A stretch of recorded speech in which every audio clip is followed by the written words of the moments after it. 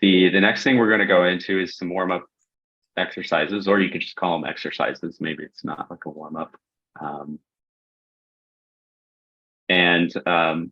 This is really pretty simple. We're just gonna present half a dozen prompts every few minutes.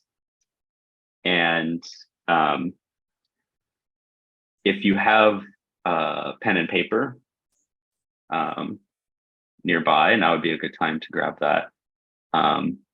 Or if you just want to put, if you prefer to put up a simple note app on your computer, that's fine too, but just something to reflect. I do encourage the pen and paper just because, I don't know, activating more of your fine motor skills seems to do something during reflection, and it forces you to slow down a little bit because you write slower than you type usually, unless you're one of those chicken peckers.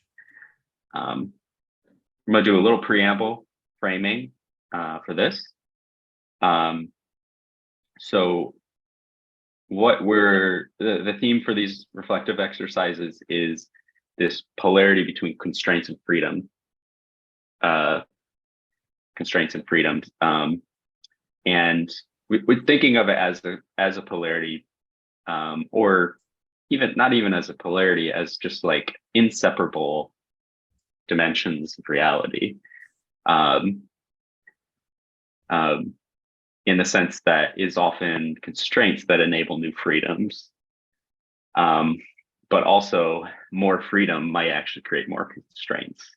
So I don't know, if you suddenly win the lottery, you all of a sudden have these new affordances, new freedoms, but now you're also constrained by family members constantly asking for money and getting phone calls from offers and things, and suddenly you have all these constraints on your time and demands, and et cetera. So, but also, sometimes creating more discipline around, like, let's say your daily schedule, where you're exercising every day, meditating, eating good, often affords you new energy. And then maybe that consistency creates new freedoms. It frees your mind. You start doing better work. You start getting paid better, et cetera, et cetera. So this is why we're thinking of it as sort of joined at the hip, constraints and freedom. And we want to explore how that might be playing into your projects. Because the more we can notice our constraints, we can start to creatively work with them. And this is, I think, the basic skill we see a lot in successful serial entrepreneurs or innovators, but not just that, just anybody who seems to have facility in being resourceful and creative with what they have and using it to do create interesting and new work in the world. So we're kind of leaving that impression through these reflections. And we're just going to focus on one constraint, which is time. Constraint freedom, time. So all these exercises around time. And the point is to give you a prompt and for you to respond, see if you can engage it as a kind of freedom constraint, but focus on your project specifically. And for those of you that have collaborators here, you'll be able to compare notes, I think, after as well. So keep that in mind as you're doing it in parallel with your collaborators. So I'm just going to share my screen here. There we go. So the first prompt is, you'll see on the screen, it says ideal deep work pattern versus a good enough sort of work pattern, deep work pattern. So I need to explain a few things: pattern, deep work, ideal versus good enough. So I mentioned these prompts are around time. So we're really thinking of time as in terms of how many hours in the day do you or a typical person have where you're able to do quality work? So, and exploring what the pattern of that is for you.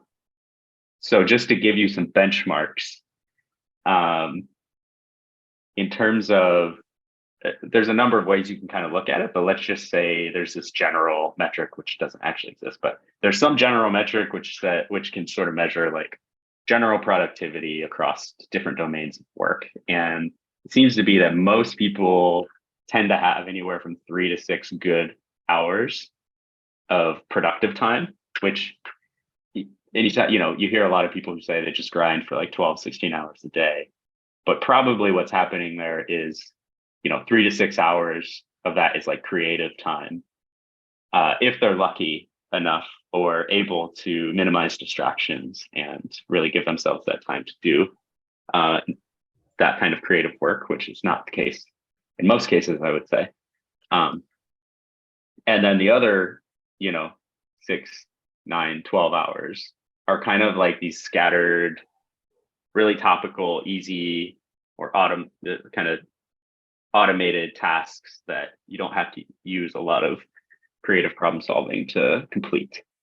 Or it may not even be work. It's just things that you call work, but it's a little bit like just kicking the can down the road. So if you take a moment just to think about when there's probably pulses in your day, maybe it's immediately in the morning, maybe it's mid-morning, maybe it's afternoon, maybe it's at night, evening.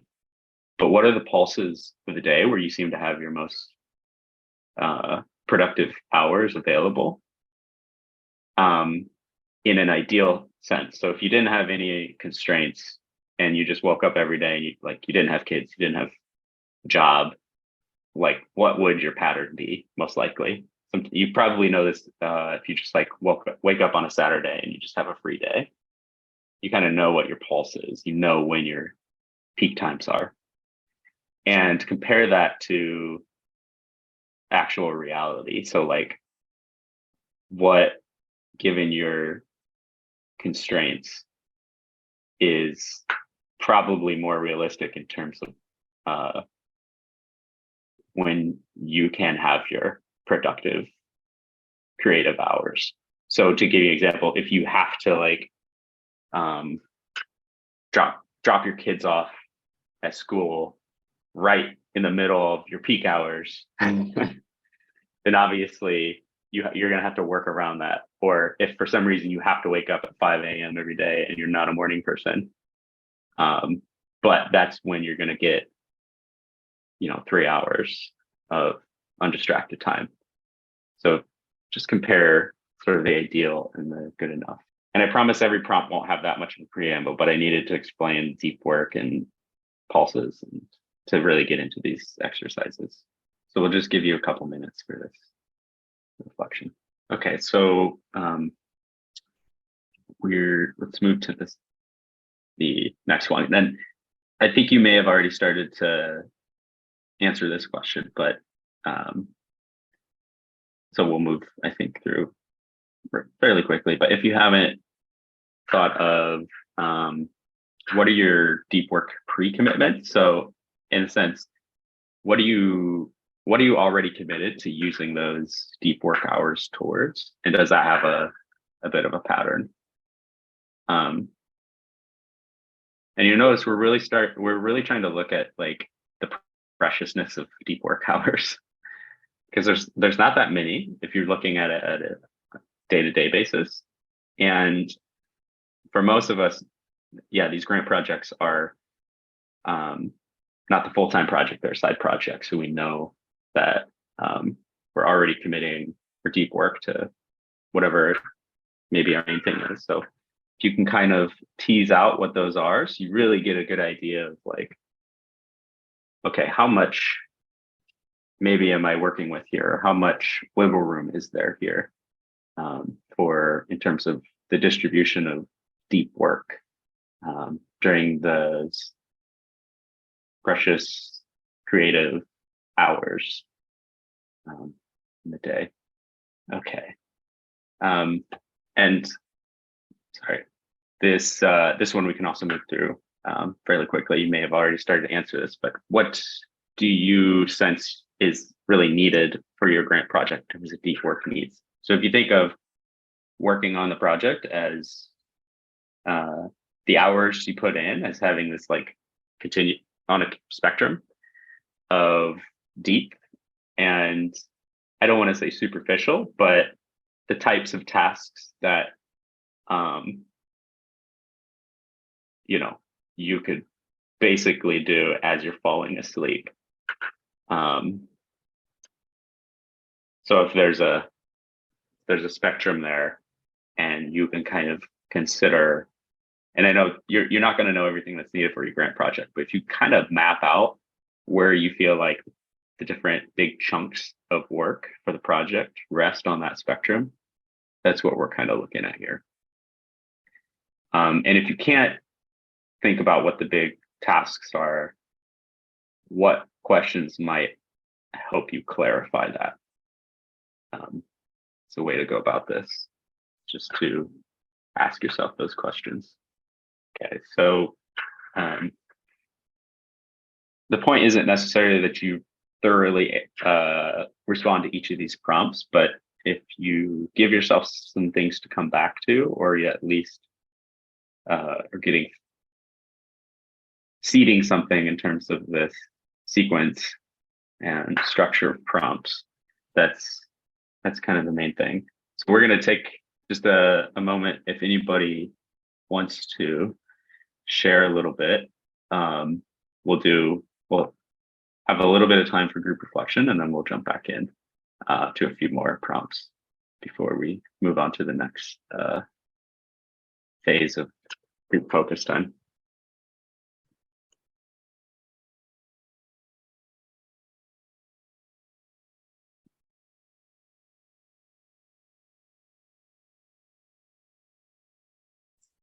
People are deep in their deep work reflections. Oh, Nori. Yeah.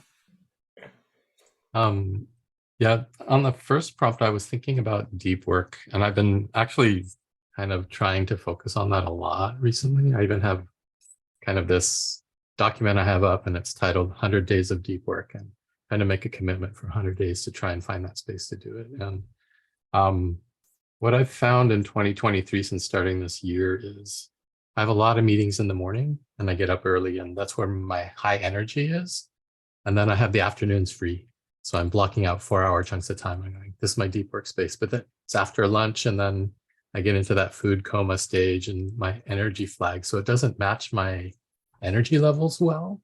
And that's been really challenging for me to figure out how to use this afternoon time, which is pretty meeting free for me, to do the deep work when my physical energy levels start to drop. So I'm trying to use, I subscribe to this thing called Focus at Will, which uses binaural beats and music to kind of generate the focus and energy and other things. But and I'm trying to incorporate ritual to get my body used to, okay, this is deep work time, I'm doing it. But I've been struggling with that a lot. I find myself not accomplishing the deep work that I want to do, just because of the energy levels. Any tips or reflections on that would be really welcome. But yeah, or maybe I just need to stop doing all those meetings in the morning and find deep work time when the energy is there. But yeah. Yeah, it could be. Yeah, I have maybe a couple of resources in mind, but I think I'll note it and bring it during the last chunk of time when we do the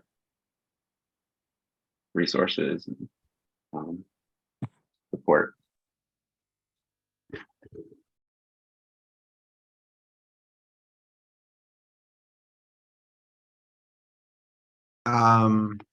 Is it okay if I jump in? Yeah. Yeah, so I think I'm kind of the similar vein, is that my peak energy time definitely is in the morning for sure. And it just sort of made me realize that, yeah, maybe I should be organizing my day a little bit more intentionally around utilizing those peak hours, and then using, maybe the afternoons for admin work and setting up meetings then, because yeah, I definitely power down more so in the afternoon. And then I was kind of looking at my pre-commitments over the next while, and they're actually super minimal. So I think it's like, other than some teaching, it's I think it just sort of made me realize being very intentional about those deep work times, like just like really, not being frivolous with those times that I do have free, because I'm lucky right now to have a lot of deep work time, I guess, cut aside. So just sort of some intentionality.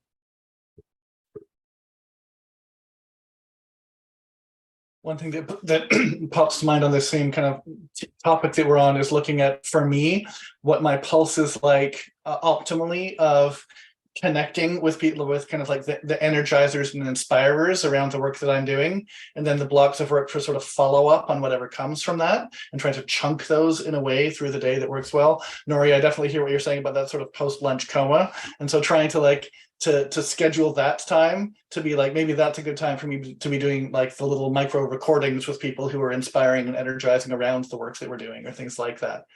And later I'll throw out an offer in terms of like, if people are wanting to anchor some times where we can kind of energize and coordinate together around some of that.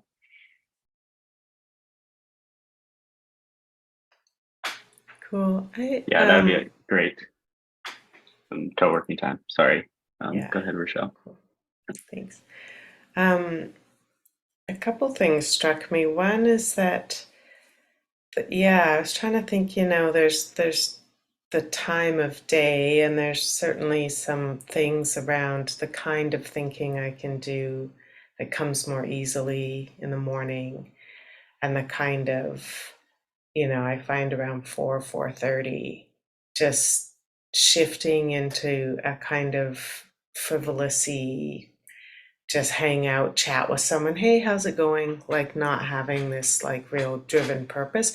Like if I feel like if I have to do the purpose thing, then I have no energy. But if I feel like I can just like put on some tunes and, go into that kind of a mode. So then I was thinking about how also, who I'm around and what the pulse of what we're doing is.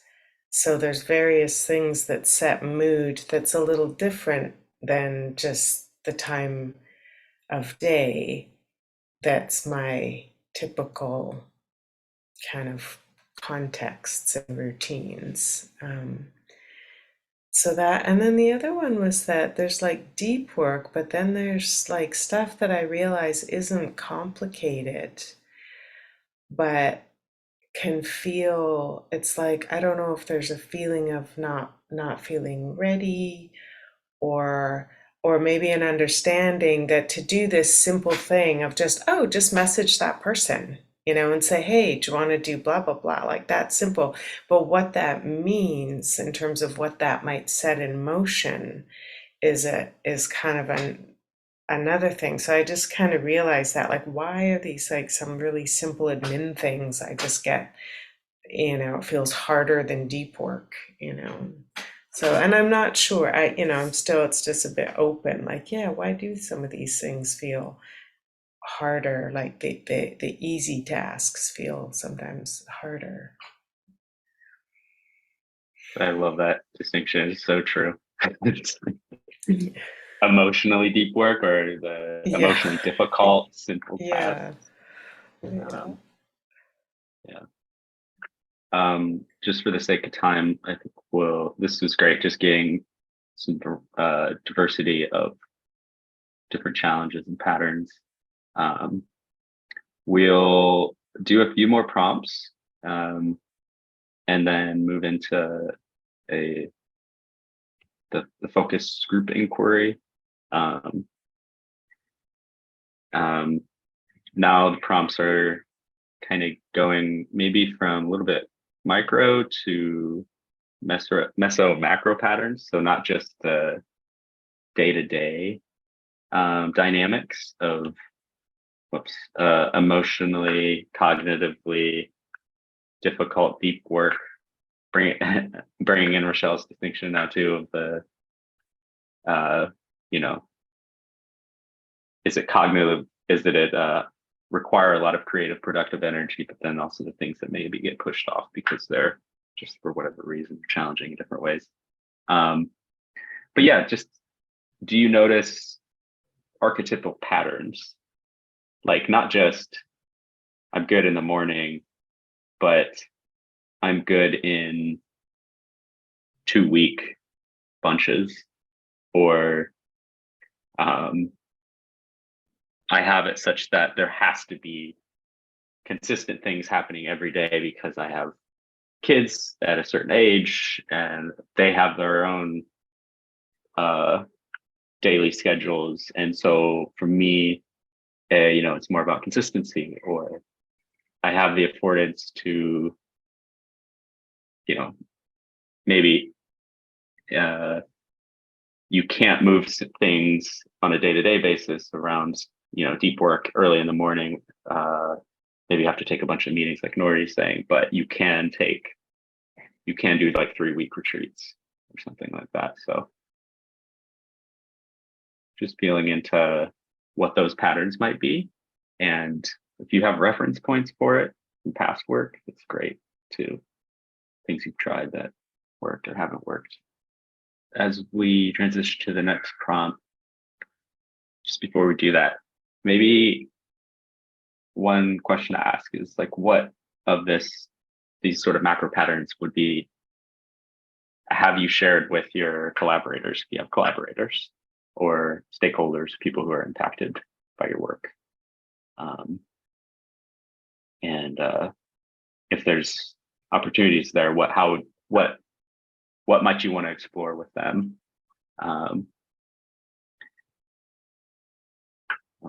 And what would you want to know about their deep work patterns?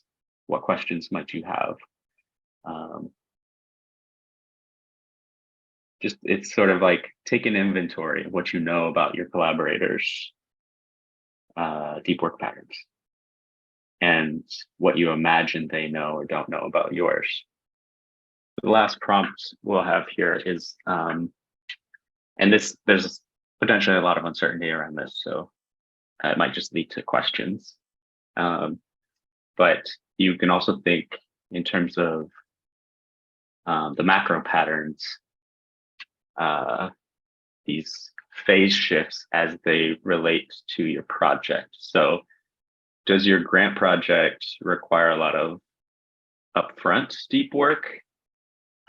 Maybe you anticipate that actually what needs to happen is a lot of not as deep of work, but the emotionally difficult work, as Rochelle was pointing out. And then that might set up the space you need for deep work. I know, Nori was talking about, well, you have to shift your day around.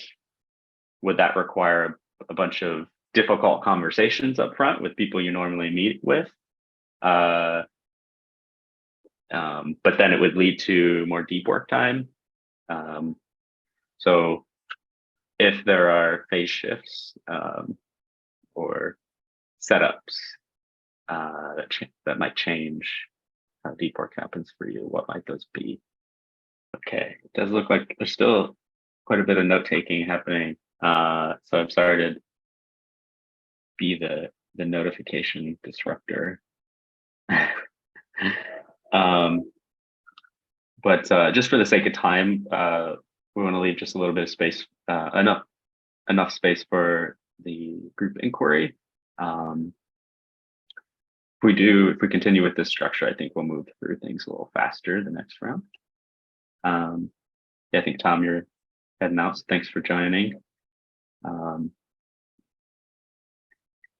If we, bye, Tom. Thanks for the prompts. They were really useful. So thanks. Awesome. Great. I have to run too. So thanks, everybody. Awesome.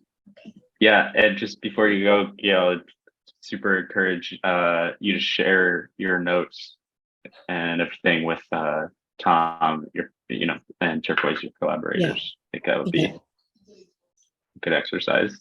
That's for everyone, I think. I was also thinking with turquoise as well, we're all distributed in terms of time zones, and that actually might work in our favor in terms of deep work alignment. So yeah, that was a useful set of prompts. Awesome. Have a great week or month, I guess. See you next month. Yeah, Thanks, Gail. See you next month. it is a reminder that, yeah, one of the things that I think this was already suggested is co-working. If you have remote collaborations, Carissa and I have been doing that ourselves for like deep work blocks, and it's really super helpful. And Yeah. maybe these prompts can be helpful as well for setting up those conditions as well. Give you some ideas how to approach others if you want to do something like that, or maybe there's a co-working that can happen with this group as well.